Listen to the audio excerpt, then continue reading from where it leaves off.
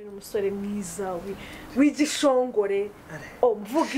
mvuga iki ndetse ko bindenze bamwe mu bakobwa ni muri menya amateka nkujyanye muri menya amateka barabikunda byiza biri romantic ni byiza kugenda umuntu agufashe gutya namwe ariko murabikunda hari uguhobera hari n'ibindi tutazi wenda ariko iyo ukundana n'umuntu ni umuntu bamuguhaye pasi yawe ntago ari pasi none byagenze bo sinzi nimba ukuntu bimeze.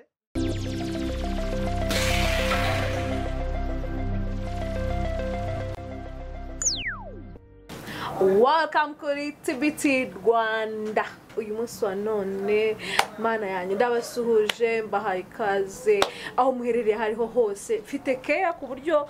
ndumva nazi sharing cyangwa zi forwarding. Zive kuri momo. Kuri momo. Hako mujya mu ari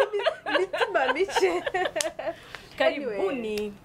Yes, ni karibu cyane kuri TBT Rwanda. Uyu munsi wa none dufite Claire ntago ndibwirwe nkuvuga ntago ndimo kureba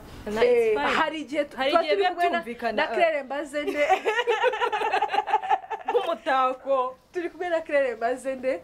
ariko mu byukuri uyu munsi turi kumwe n'umusore mwiza w'igishongore mvuga iki ndetse ko bindenze wow Sano Olivier urakaza neza kuri TBT Rwanda. Murakoze cyane kunumira cyane bo wihangane turavuga cyane tuzwiho kuvugwa cyane ariko senshitse ni ucecetse reka kamufashe ni bamwe mu bakobwa ni muri menya amateka nkujyanye muri menya amateka bamwe bakobwa nengize ngo uravuga urege kuvuga Sano ngo numwe mu bakobwa gash okay ni bamwe mu bakobwa narekeye nese kutavuga nifashe alright urafata igitonore nk'iki ngiki ukakita umukobwa igitonore rikababwira ntababeshya Claire yandambe n'ibitonore ngo ibitonore ngo umuntu ngo ikizahabu ibyo bintu nibi twabiretse arabikumva. Anyway uyu munsi rero turi kumwe na Sano Olivier tujye kuganira ku nsanganyamatsiko iri umva ako nyine umuntu wese afite akantu afite experience tujye kuganira kandi muta okay nizere yuko mwasusurutse now tujye kuba serious Claire tujye kugana ku ngingo ikomeye cyane dufite impamvu twatoranyije uyu musore kugira ngo tuyiganireho ariko mbere ko tuyiganiraho Sano nabanza tubwire indirimbo ye nshyashya n'ahantu tuyisanga twirukanka. Indirimbo yanjye cyashye yitwa Too Much bisobanura mu Kinyarwanda ngo ibirenze cyangwa byinshi. Indirimbo iri kuri YouTube channel yanjye Sano TV, so abantu bashobora kujyaho rero bakayireba bakashyiraho comment bagasharinga bagakora subscribe byose so kandi ndabizi ko iribuze kubaryohera cyane. Yes bakafata no mu mutwe kwa tuyiririmba baganafata n'utuvido bakatumusharinga akabatwikira namwe mukamutwikira no kuri TikTok kuri Snapchat Well tukiri kuri ubwo buryo ukimara gutwikira Sano utarinze wigora no hasi hari link yiwe urakanda witubona indirimbo ukore subscribe itukora na subscribe kuri TBT wayo tarabikora. Yes n'abandi rero bafite gahunda yo kudusuzugura gahunda ni yayindi nimero urazibona nimero za telefone screen urazibona gahunda y'agasuzuguro irakomeje alright Sano rero tujye kuganira Claire hari ibintu tweze kuvugaho ubushize ariko ntitwabivugaho cyane hari ikiganiro hashize igihe kinini ariko tuganira ku bintu bijyanye n'urukundo rurimo intera rurimo metero rwahanye metero like ni long distance love kuba umuntu yakunda n'umuntu uri hanze y'igihugu wowe uri hano mu Rwanda ari kure ahubwo urumva ari nka Uganda cyangwa se ari nka za TZ ni utuntu twumvikana ariko umuntu ari hanze ibyo bintu tujya twumva abantu baba ngo barakundana ba diaspora barifite abasheri hano mu Rwanda rimwe rimwe batanaziranye ibyo bintu babyeyi bicaye ba successful. Ni kibazo? Yeah. Okay. navuga ngo kuri bamwe mbo harabo bitaba successful ariko nabo ba successful so birashoboka ariko ku rundi ruhande birakomeye cyane cyane birakomeye cyane kuko ni ibintu bisaba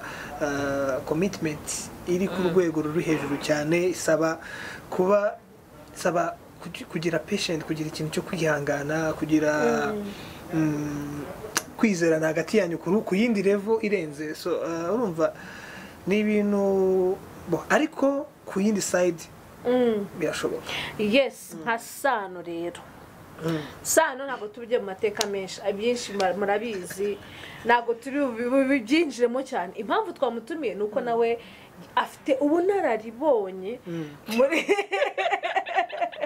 kuri iyo sujet tuvuga. Wigeze kujyaho umukunzi wabaga hanze nawe uba mu Rwanda, byari bimeze dusangiza urwo rugendo rw'urukundo rwanyu. Se mwarabyukaga mugahamagarana, wabaga umukumbuye ugafata video call ugahamagara, byabaga bimeze bite? Amasaha ntago abahura, hagema mu gitondo ari ninjoro, nyine iyo communication yanyu byabaga bimeze gute? Ni yari byabaga ari ibintu nyine byiza ariko bigoranye. Sinzi byumvishe byiza ariko bigoranye. Byiza nyine kuri side y'ibyiza ndi kuvuga no kuvuganira n'umuntu nyine nkuko buri wese ashobora kuganira n'umuntu bakundana. So nicyo cyiza ndi kuvuga. Ariko bigoranye noneho ndi kuvuga nuko nkuko babivuze akenshi nyine uko ngiye baga hanze muri Amerika amasaha biranyuranye no mu Rwanda. Hari igihe ushidukaga nyine mu gihe abandi bose baryamye, uvuze guturuka saa 5 z'ijoro ukageza saa 12 za mu gitondo uvuga amatwi agera agashya. Ariko rero mufite n'ibintu muganira niyo yabataraho bisanzwe bari mu Rwanda ku Rwanda saa 5 kugera saa 12 tubara amasaha saa 7 saa 8 saa 9 saa 10 amasaha 7 nsanze ari make. Ayo ngayo ntago aba buri gihe, ntago ari buri gihe. So ni muri cyaje nyine mpamvu gitangira urukundo rugishyushye nyine mushaka kumenyana byimitse nyine, kumenyana nyine, ariko ndavuga kumenyana bitandukanye nyine nibwo muganira amasaha menshi kabisa. Nose Sano tukiri aho ngaho uratubwira ngo byari ibintu byoroshye ku ruhande rumwe. Urabona iyo umuntu ari mu rukundo n'umuntu hari ukuntu ukumbura umuntu ukumva wamusura mwahura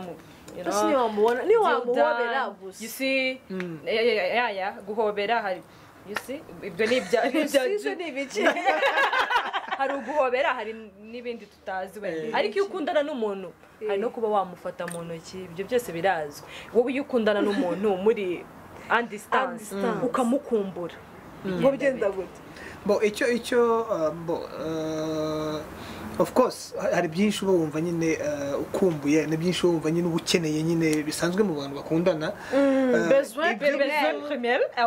Ibyo nyine birabura tu, ibyo birabura. Nkuko warubivuze izo ntoki wa mugani ntabwo zikoramo. ntabwo kinakorana urumva no kuba muri kumwe gusa munegeranyeho, ubwo yagufata hano abakobwa bakunda gufata hano, ibyo byose nyine ntabwo ibintu abatipe barabikunda. biri romantic, ni byiza gufata umuntu agufashe gutya, namwe ariko murabikunda uretse no kuvuga icyo guzanda ibyo nanga ni ibya hano hejuru. Ibyo ngibyo ni by'abantu mu muhanda gufata ku rutugu gutya hejuru gutya, ntabwo biri bigezweho. N'icyo umuntu akunda ntimuze kunyumvisha ukuntu ngo hano ariho heza, ahubwo biterwa n'ubanza ukuntu mureshya se. ngaho baza ukundana n'umuntu ugusumba. Sasa rero tuvuge ubwo ni wowe wamufata ku rutugu hafatwa n'umuhungu akenshi, ntabwo ari umukobwa ugufata ku rutugu. Nibyo. So rero ibaza rero n'umukobwa ugusumba agasobe n'umuntu yagira gutya ngo eka tubyihore.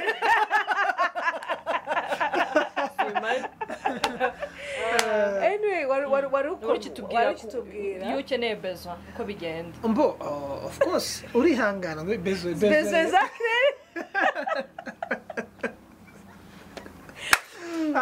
Bezo ni kuvuga kwa kundi nyine abantu bakundana mushobora no gusohoka muri kumwe ahantu mugasangira muri kumwe mukareba. Nanjye nizo navuga ibyo ngibyo byose nyine ntabwo bibona. Of course ibindi byo ubona ryajwe nyine uhora wumva ushobora no kurihindura ariko ntubimenye. Ariko niyo mpamvu nabiciyemo mu gihe kingana n'umwaka umwe n'igice, ariko ni ibintu mba numva Biba kongera bikomeye. kubisubiramo none ngeye hano byari binakaze rero nta nubwo twari tuziranye ngaho munyumvire Wow. Ni ukuvuga- niho nashaka guhitanganisha ni ukuvuga ngo mwahuriye kuri kuri social murandasi. media ya twahuriye aho ngaho nuko twahuriye proje zose muzipangira kuri mutarahura na murandasi rimwe ako sano tuvugisha ukuri ngereka nkugaye ubu koko pe ku myaka yawe warifashe uhura n'umuntu ntumuzi ubona umuntu nyine okay ariko ni pasi ni pasi aha nagize ngo ni pasi nagize ngo ni past ni umuntu bamuguhaye pasi oh yawe ntabwo ari pasi none byagenze bo sinzi nimba ukuntu bimeze ukuntu twamenyanye n'uwo mukobwa njyewe ngira ngo mu mwaka wa 2018 ukwezi kwa mbere tariki ya 14 ndabyibuka mbona avuye no gusenga mbona telefone yo muri Amerika iramamagaye so yari umufana aha nuko byaje yampamagaraga ambwira ko ari umufana so the more tuganira the more yugana n'umuntu amubwira ati nyohereza n'amafoto yawe just niki mumenyane just so nuko amafoto nyine ukabona ni icyuma cyatare so urumva nyine bikagutwara nuko muganira mugenda mumenyana mu biganiro so ugashiduka nyine mwakundanye tukemenya ugafata iyo risk yuko mutazambo cyane nko kuri side yanjye impamvu nabyihusemo nubwo bitari bikwiriye kubyihutamo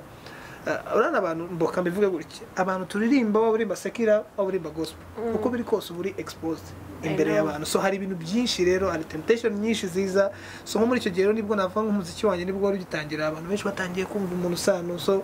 tangiraho kujya bivanga mu mutwe ugashaka gufata hano ugashaka gufata hano birakuvanga oya nawe hari n'ibivanga byose urumva ukavanga donc ukumva nyine ukabona nyine you need to be stable kugira ngo nibyo ukora ube focus so rero muri kwa kuganira cyane rero nuko rero byaje hajemo n'icyo avuga ati kundangije ishuri ndangije mfite akazi nta kibazo so no why niki kintu reka donc icyo ufata risk gutyo ukavuga ati n'urukundo uko azaba ameze kose so hari impamvu ebyiri zituma abantu bavuga ko urukundo ruri en distance rutaramba iya mbere nuko ngo bigoye kuba waba uri mu Rwanda ufite umukunzi uri muri Amerika izo bezo nkuko wazivuze ukaba utazibona ugakomeza ukihanga ukaba indahemuka ukaba fidele ngo biragoye cyane ku bantu bagiye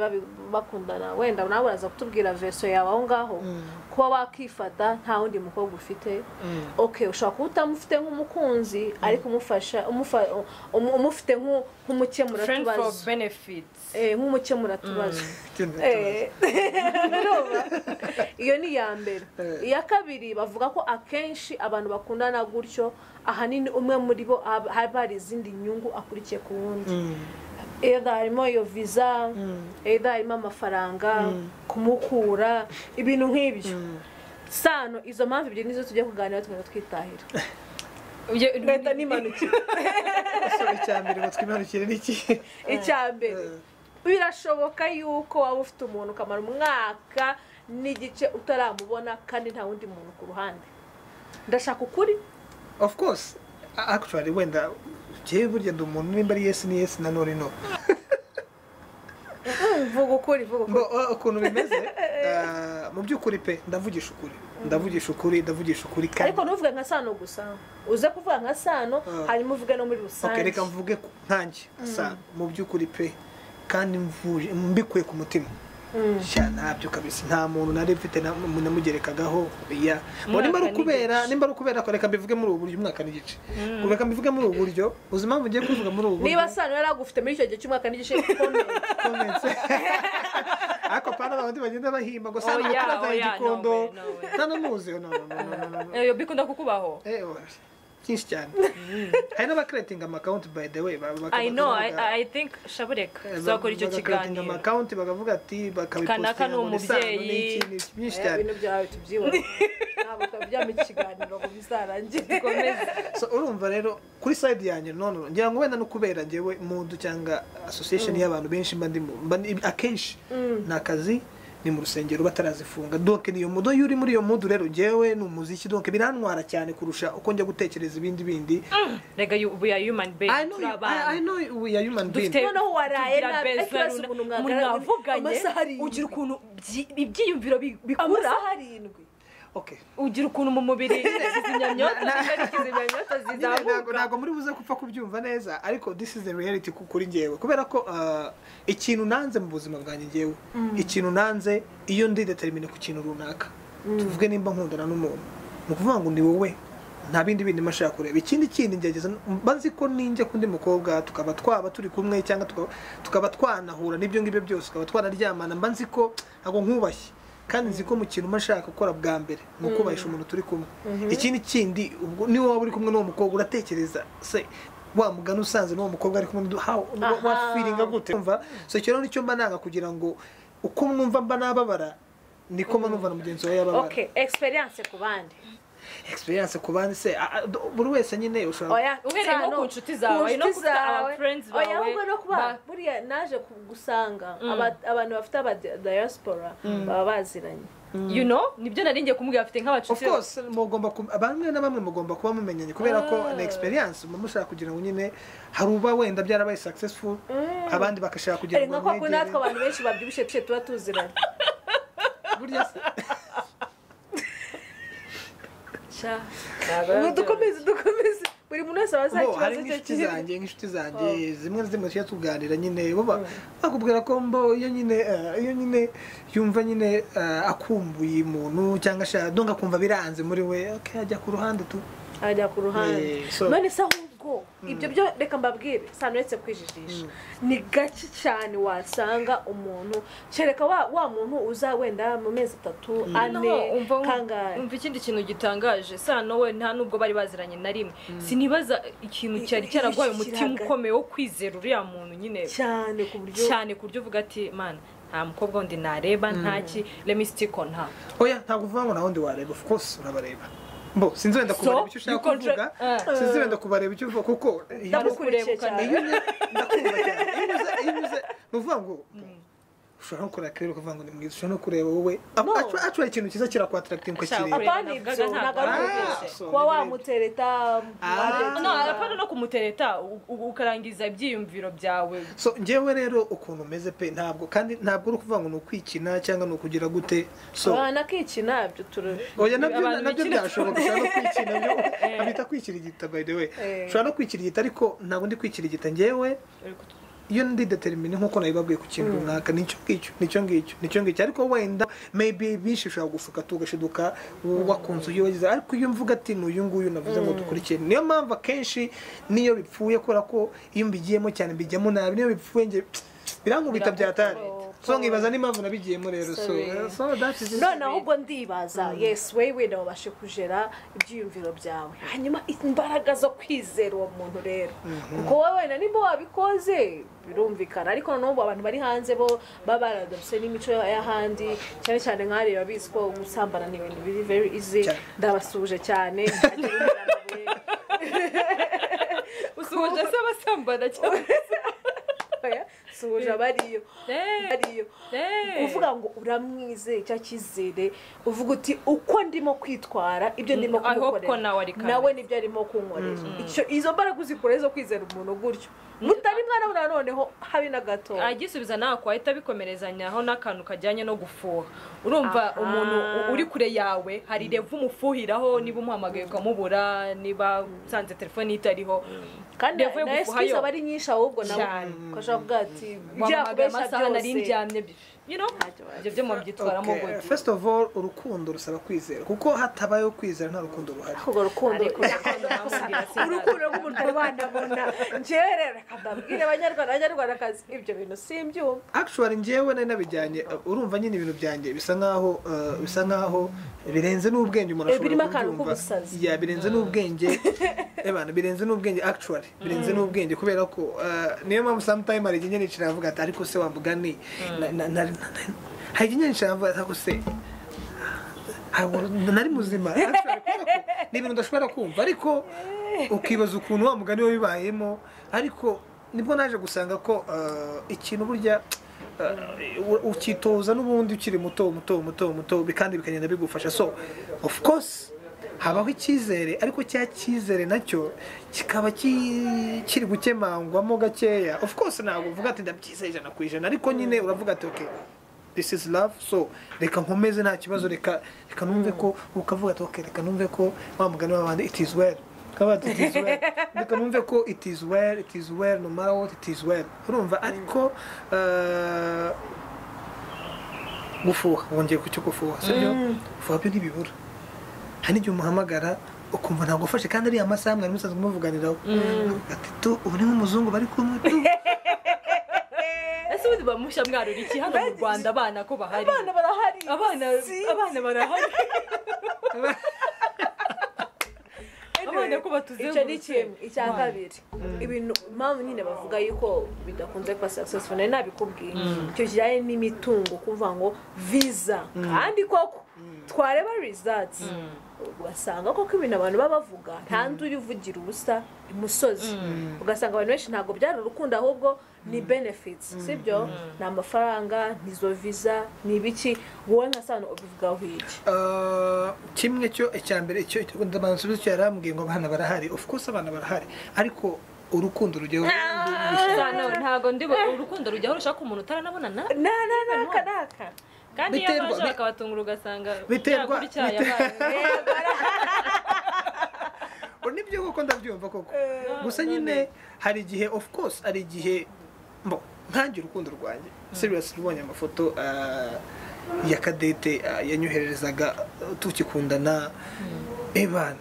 avuga ati kabisa umukobwa usa gutya cyangwa umukobwa n'ukuntu twaganiraga, amagambo afite ukuntu avuga, ukuntu wumva yatuje kuri cyo ukuntu magambo. Sano tukira aho ngaho bashaka ko cyo kubaza, uya urumva niba barakundanye wenda yaza kumubona gutya physically gasanga ntibitandu, ntabwo nigeze muvugana, ndabaza biratandukanye. Of course ukuntu abonye amafoto n'ukuntu of course none se umva nkubaye cyabashobora reka ariko icyo ndi kuvuga of course ntago aba ari wa undi nyawe wabonye. Nyine ndashaka kubaza, ntabwo mwigeze mukora na video call even once? Video nyine urumva video ishaka kumuguha noneho ugapfa kwizera, ariko video call imiterere video at least here kuko arubwi usanga video n'ubundi still video twese turabizi ko video imeze, ariko ntabwo abwiye umuntu ngo noneho fata video ushyira ku kibuno turakora imeze none se ngo turebe ko ari niba ari gutya mwarayikoze video nibwo naje gusanga ko nayo irabeshya. Mwarayikoze for real? Of course video turavugana, video akenshi cyane igihe bafite amatelefone meza nta n'izi zacu ambaho ko video ya nayo video ni nk'amafoto burya nasone video wambwate burya niyo mpamvu nabwira yezabezo ibintu byanjye byose nateye ibi donc urukundo rwanjye ntabwo wataye, of course ntabwo nataye igihe, ariko nyine ni ibintu nyine ebana byarangishe mu mutwe ku ruhande rwanjye. So kuri side yawe rero ngo visa sinakubwira reka mbivuge muri ubu buryo, ntabwo nzi guca ku ruhande. Icyambere cyo cyewe ntabwo nari nkurikiye visa, kuko iza kuba ari visa mba naragiye kera, hari uburyo bwinshi nari kuba naragiye kuri we, so wari no kubiturisha ukagera mu gatandukanye nk'ababyeyi bagiye badutwara amasipurize. Icyo ni kimwe. Amafaranga pe ntabwo nari nkurikiye amafaranga, kuko na mbere menyana n'umukobwa ntacyo nari mbaye kabisa, ntacyo nari mbaye, nari mfite akazi narakoraga, nta kibazo, nari narangije amashuri yanjye, nta kibazo nari mfite na uko mubana n'umuntu of course wenda ko afite amahirwe yuko ari hanze, ngiye nkunda kuvugisha ukuri ko afite amahirwe kuba ari hanze, hari uburyo wenda bashobora kubona amafaranga make mu gihe gito, menshi mu gihe gito, menshi mu gihe gito. So icyo gihe hari igihe ushobora kugira ikibazo ko umuntu mukundana, hari igihe ushobora gukenera amafaranga wenda yihuse, cyangwa no mu gihe utaba uyafite ako kanya ukambwira sheri wangurije gutya cyangwa wampaye gutya, cyangwa nawe ugakibwiriza, cyangwa nawe ugakibwiriza utari unamwaka. wowe wamwoherereza uzi ukuntu bimeze, wenda ushobora kutamwohereza amafaranga, wenda akakubwira ngo sheri ndashaka ikintu n'iki tudafite ahangaha. Burya agaciro k'ikintu nacyo donc amafaranga agira value ku kintu runaka, sibyo? So ukagenda ukakimugurira ukakimwoherereza. So ariko se kubyo ngibyo nyine ni ibintu bisanzwe mu rukundo, ni ibintu bisanzwe mu rukundo. So rero ushobora kuba ufite ikibazo runaka ukamubwira ati sheri wamfashije kuri no side, wenda ngewe ahangaha wenda uri umuntu ukora ukwezi maybe hari ukuntu amafaranga utabaga uyafite, gutya cyangwa nawe akibwiriza akaba yabasha gukorera ikintu cyangwa akibwiriza akabasha kuba iyo gift akakohereza tuvuge wenda akohereza akantu wenda udafite hano mu Rwanda keza just kugira ngo ugaragare neza nk'umugabo we cyangwa nka sheri. Ibyo ni ibintu bibaho so ariko ntago purpose yanjye nari nkurikiye amafaranga. Ariko mbimbwira nka Sano gusa ubwo nakubwa nka Sano tugarukana muri society of course ntabwo navuga ngo abantu bose turi kuri side imwe cyangwa abantu bose ntabwo turi kuri side imwe. Of course hari abandi baba bakurikiye izo visa kuko mfite inshuti nyinshi cyane ko uno ndashaka nge visa numbwira iby'urukundo n'ubwo mu mucecuru ntabwo ari we wenyine hari natwe baba badusaba ba diaspora bireba ni wowe ubwibaza sindajya cyakora nageze ku mupaka wagatuna na Kagitumba juwe waranagiye nagiye hese si Uganda harahandi sinagiye waragiye ahubwo hehe urumva ikintu nari ndimo kuvugaho ntago inshuro nyinshi ruriya rukundo rw'abantu bari hanze bakunda n'abantu bari nk'ina mu Rwanda turavuga abanyarwanda kuko izindi diaspora ntago tuzi ukuntu bimeze njye mbona kenshi harimo uburyarya bwinshi urukundo hari abarufite wenda ariko ungereranyije ku munsi wenda yashobora kubishyira percentage wenda ushobora gusanga nka 70% atari byo 70 reka tujye 85 basi kugira na 7.9 yaya ntabwo ari kubera ko uzi impamvu mvuga se ko atari byo abenshi bagerayo bagatandukana hano nemera ko bishoboka inshuro nyinshi ni ku muntu yavuye inaha mukundana sibyo ayo mahirwe ari hejuru yavuye inaha mukundana agira amahirwe aragenda mukomezanya gupanga gahunda ariko umuntu aricaye abwiye kire ati ndashaka cyane kandi noneho ikintu kibabaje abatipe uyu munsi bari mu Rwanda nibo babakamije ngo barashaka abakobwa ba diaspora ngumva ngo iby'imyaka byihorere ibyo kuba ibyo ntabwo bindeba kuba yituriye hariya afite ibyangombwa baravuye mu nkambi ibyo ntabwo ari ngombwa urumva rero nkibaza niba je ntabwo kuvuga ngo abantu bakundana bari kure birashoboka ariko twe kuvuga kubera iki ibintu byatwaye abantu cyane n'usanga izino divorce zino nabari mu Rwanda barazikora yego ariko inshuro nyinshi gwenda tugende no kubyakubaye ugasanga umuntu yarakubeshye tota ibintu byose kuko ntago muri kumwe kumenya information ze biragoye umuntu yakubeshya utuntu detail mwamara kugera mu rugo nakaza kubeshya ingana gutya biragoye cyane niyo mpamvu nakubwiraga nko kuri side yanjye kuko bijyanye nanjye n'ibintu niyo mpamvu ntabwo nabwira umuntu kubijyamo nukuri pe ntabwo nk'ubu kubera ko nabonyemo experience nyinshi hagije ntabwo nabwira umuntu kubijyamo kubera ko naje gusanga mu rukundo ntabwo ari kubwira umuntu ngo ndagukunda just kuri mwiza just no rukundo rusaba ibintu byinshi ntabwo ari uvuga ngo just ndagukunda birusaba ibintu byinshi kuko umuntu iyo bigeze muri side yo kuvuga ngo umuntu mugiye kubana ni ibintu bisaba ibindi bintu byinshi birenze kubwira umuntu ngo asa neza ngo ateye neza ngo ni inzobe ngo ni iki ibyo biratandukanye bisaba kumenya umuntu ahaturuka ibyo ni ukuri ntabwo wenda ntibabyumva neza ariko harimo ababyumva cyane ahaturuka uwo ari we actually kubera ko remember muzabyara umwana uyu mwana muzabyara agomba kumenya umuryango wa papa we n'umuryango wa mama we urumva tuvuga ubyara umwana nk'ubu ngubu tukubyara umwana ese umwana aza namara gukura amaze kugira maturité donc azakubaza papa mfite nyogokuru mama mfite sogokuru kuko burya abana bakundana ba sogokuru babo na ba nyogokuru babo cyane mbivuze ku rugero kubera ko njyewe nakundanaga na nyogokuru wanjye ku rwego nanamukundaga cyane kurusha mama wanjye umbyara urabyumva ibyo bintu kubera icyo kuba ko nyogokuru ni wa muntu sana n'iki ukajya kubona ukabona ugiye ku ishuri akakuzanira ati gahungu kanjye akamushyiraho ukuguru akakwambika inkweto ukabona nyine ukumva uramukunze cyane ngo ni abagabo babo sesa niyo mpamvu nakubwiraga biba bisaba kugira ngo umenye uwo muntu umenye ibintu byose apana just kuvuga ngo ukunda umuntu birarenze iyo bigeze mu gushaka iyo ari friendship relationship bisanzwe it's okay nta n'impamvu yo kumenya Sano wavuze uti sinagira umuntu inama yo kubijyamo noneho rero umuntu umwihorera wowe ubwawe according kuri experience wakongera ugakundana no mu diaspora reka nkubwize ukuri oya kumbwiza reka nkubwire ukuri tumenyanye tukamenyana nawe tukaba tuziranye wenda hakazagira igihe nk'ubu nka kirere ni urugero aha nk'ubu wenda tuvuge wenda tugakunda na kirere wowe ntabwo muvuga wenda tugakunda nka kirere ko ndabizi nanjye ko naguhaye urugero rwa kirere sinzi impamvu ushaka kumva wenda tugakunda nka kirere wenda akagira igihe nkagenda cyangwa kirere akagenda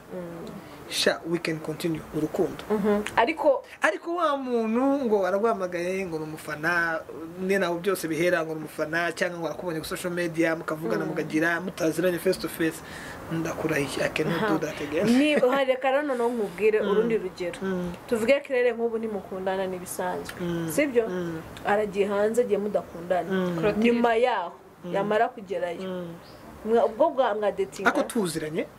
cyane mu Rwanda sava apfa kuba namubonye donc tuziranye just we wikundira reka nkubwire burya uzitonde kujya mu kintu uzaregreta uzitonde kujya mu kintu uzaregreta uriko hari igihe sometime ujya mu bintu n'iki ariko at the end ukaregreta ukibaza kandi iki n'ikindi reka nkubwire turetse n'urukundo reka mbabwize ukuri sinzi nimba ari impyisi bivuze ngo umutima ngo urasengera ugakira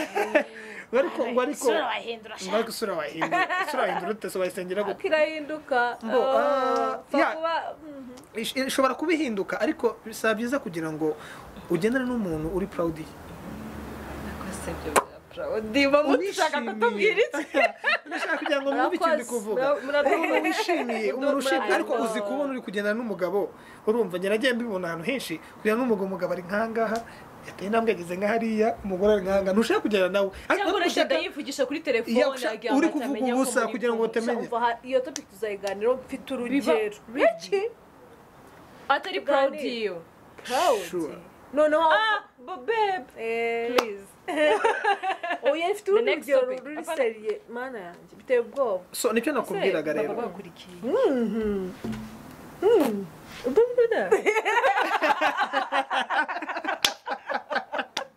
none ntabwo byumvikana azatwita nibyo nababwiraga rero so biba byiza kugira ngo wa mugani nk'uko muri kuvuga ngo urumva ubwo ni ukuvuga ngo nimba koko ari wikundiye sava ariko nkanjye mbashaka kugira ngo mbe numva ko ndi proud yawe ndakwishimiye nubwo waba reka sindi kuvuga ngo agomba kuba ari icyuma n'iki ariko wowe proud ye nubwo yaba yambaye ibirenge nubwo wamureba ukabona arasa nabi ariko ukumva uri proud ye ntabwo kuvuga ngo n'ubwiza actually wumve ko ushimye icyo amaso yawe yamushimiye kuko abantu bose nibareba kimwe nk'umuco yavuga ngo kirere ni mwiza aka kandi ushobora kuvuga ati kirere reka ntakigenda so abantu baratandukanye so niyo mpamvu icyo ndavuga so biterwa n'icyo washimye wowe njyewe rero ndumva ikiganiro twagisoza ariko mbere ko dusoza nkanjye ku bwanjye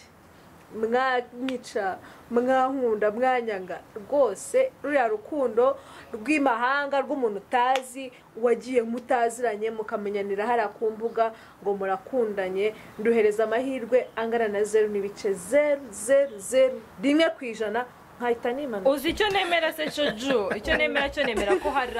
abo byabayeho bikaba successful bashobora kuzatwandikira akatugati ngiye byarabaye kandi byagenze neza ariko nanjye nashyigiyemo 0.001% nyine nanjye nayimvuze ngo ariko icyo nemera cyo nimba binabaye usano yatubwiye ko we barinze bapanga projet zose batarahura na rimwe nemera ko mushobora kumenyana mutaziranye mukaba mwahura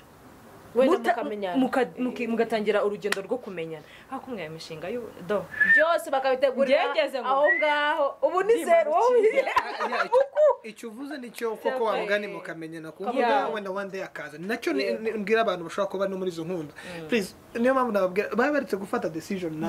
sibyo banza umuhamagare ko ushobora guhindukira mushinzwe twagiye mwicana n'umuntu ukamura no mukanuma byose bireba nibyo ibazo kuri video kandi uranaga risawa ariko se video namini ku mafoto oya mukicara nkano muri gusangira uko gikundo wenda kuvuga yiciragura hose cyangwa ka arya bya N'ibintu aya please ibyo nakentorerete you can't ahantu hano utahuye n'umuntu abibwirwa n'iki of course abantu barya ndabara mu ikindi n'umukobwa cyane cyane kiranga umukobwa muzima n'umukobwa utapfa no kuvuga fukura ibigambo ugasanga muricaranye cyangwa uramutwaye yaraje oya mwarakunda so you guys you talk ushatse kuvuga iki none ushatse kuvuga iki karishka tuza come on actually umukobwa agomba sometime kwikontrola amagambo avuga bo reka mbivuge mu kinyarwanda cyiza umukobwa umva mubwiza icyo nshaka kuvuga umukobwa nagakwiriye gusamara what do you mean by gusamara gusamara ndi kuvuga umukobwa akwiriye kujya yibikira utuntu akibekera ibyo nibyo byica relationship ibyo ngibyo mva nkubwira ugera mu rugo uzongera simbikubwiye umugabo urashaka umuntu uzakwiyobekaho ntabwo ndi kuvuga hagati yawe n'umuntu mukundana ndi kuvuga muri make ukuntu umukobwa nk'umugabo of course mugomba kugera mu rugo mugasakuza mukishima ariko nyine ndavuga tuvuge utwaye nk'umukobwa mukundana muragiye muricaye umujyanye nk'ahantu cyangwa muri famiye ukajya kubona ukabona wenda nka mama wawe urumva ari kuvuga uri kurekeza muco nko mu ijambo ntago ari umuco iyo ntago ari indero icyo nicyo navugaga umukobwa udasamara ariko iyo misamari nawe dukeneye abahungu badasamara none kuki nta muhungu usamara cyakoze akababwira wowe wanabona n'umukobwa wavuze hari abahungu bavuga iyo nayo ni topic yezwe akavuga basekwa umuntu uvuga oya nta muhungu usamara abahungu binjajwe none bisigaye byarahindutse nta n'umukobwa ukijajwe abo basigaye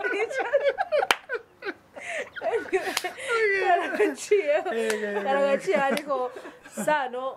hari icyo bavuga dusoza icyo navuga nyine tukiri kuri iyo topic just nabwira wenda nk'abagenzi banjye bashobora kuba bari guca muri ibyo bintu please ni byiza kugira ngo ntufate decision aka kanya banza umuhamagare aze mumenyane banze mubonane koko wumve kunyuzwe tu hanyuma nutananyurwa ntujye kumubeshya cyangwa ngo ushake kugira ngo ubishayishe ibintu kugira ngo wenda ngo muri ngo byo cyangwa kujyana ubwiza ukuri mbwete ntibishoboka aho kugira ngo uzice umutima we at the end wenda byarageze kure so ikindi nababwira kuri side imwe urukundo rurashoboka rw'abantu bari hanze no hanze ariko hagomba kubaho nanone ukuri hagati y'abantu cyane ikindi nabwira abantu birashoboka ariko hagomba kubaho ukuri burya umuntu muri kumwe cyangwa umuntu mukundana muri mu gihugu kimwe muri no tuvuge muri quartier imwe mu mujyi umwe biroroshye kumenya ukuri kwe kuko ushobora no kumubona bitewe buriya n'ibyo ubona n'umuntu ukahita umenya ukuri kwe ariko nk'uyu muntu mutaba muri kumwe saa kugira ngo mwubake kuko ibintu iyo bitubakiye ku kuri uko biri kose nubwo byaba bigeze hehe birasenyuka kandi hatitawe ngo niki ngo niki birasenyuka so nabivuga gutyo kubera ko niyo experience yambayeho nibyambayeho so niyo mpamvu rero nabwira inshuti zanjye cyangwa uri kunyumva wese kugira ngo ntazagwe muri uwo mutego kubera ko nyuma urabyicuza utagira wa mutima wo kwihangana cyangwa Imana igufashe ushobora no gushiduka ukoze ibintu utari ukwiriye gukora bone navuze ngo ndimanuke ariko ari akantu kamwe nibutse narinzi kutonga oya ni ku bakobwa b'aba diaspora mwe kuba desperate cyane ibintu by'abaho kuvuga ngo ufite amafaranga yego niyo kandi umaze no gukura tegereza umuntu wawe niyo mpamvu ibi bintu byose bibaho kubera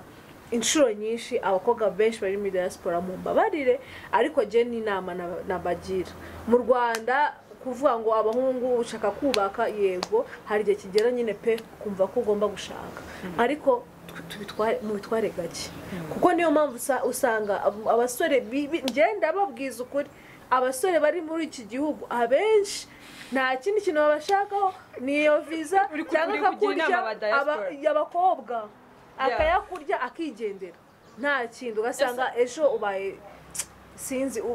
ubaye ugize depression uravuze uzongera gukunda uzongera kandi nuko wakubutse kwa je numva ari icyo nababwira nkongereraho akantu hari n'igihe usanga abo bakobwa aribo babyitera mu verse ariko bivuga ugasanga abakobwa bahariya ni ukuvuga ngo niba hariya wenda naho abagabo barabuze sinzi cyangwa imyumvire yabo bitari oya umuntu abashaka umuntu bagize ugasanga nabo baje baratisha amafaranga akavuga ati ngewe mfite akantu nta mutipe nta numwe wanyanga so at the end of the day numugezayo wampaye amafaranga aragera none yige kuyikorera ku giti cye abone noneho twana twiza sha turi i Rwanda nawe naho ngaho tuba duhari yo batigiye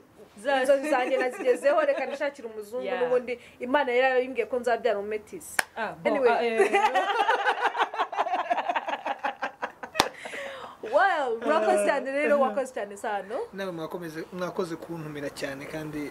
byari biryoshye mbaze nde wakoze cyane nawe mwakoze cyane mutanga TBT Rwanda nakagaruka mubyeyi ya gahunda yo kudusuzugura irakomeje kandi subscribe share like na comment bye ciao ciao